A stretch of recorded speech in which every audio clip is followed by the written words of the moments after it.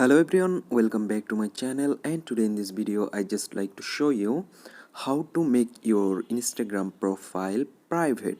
So let's begin our video. So first you just need to launch on your Instagram application, and now click on your profile.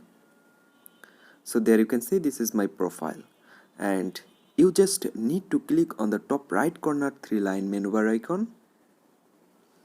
Then click on settings. After settings there have a option privacy, you can see. So select on privacy.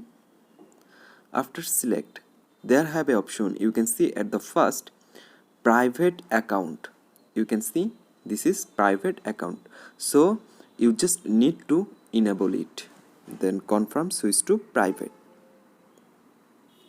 Now your account already private. So in this way you can make your Instagram account private. So hope guys this video can help you. Don't forget to like and subscribe.